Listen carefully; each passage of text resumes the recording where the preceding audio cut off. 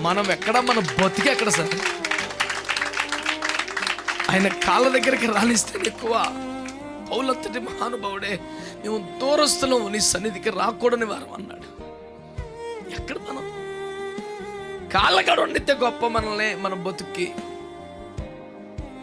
ఉద్దేశపూర్వకంగా చేసిన తప్పులు గుర్తు చేసుకో. ఎరిగి ఎరిగి పడిపోయిన సందర్భాలు జ్ఞాపకం చేసుకో. దేవుడు దుఃఖపడతాడని తెలుసు కూడా నిర్లజ్జగా బలహీనతను అంటి పెట్టుకున్న దినాలు గుర్తుపెట్టుకో. మనం ఎక్కడ, మన బతుకి ఎక్కడ ఉండాలి. అలాంటి మనల్ని కనికరించి ప్రేమించి, మనము కాదు, మన లోపల మన పక్షంగా తాను ప్రయాసపడి, మన పక్షంగా తాను ప్రార్థన చేసి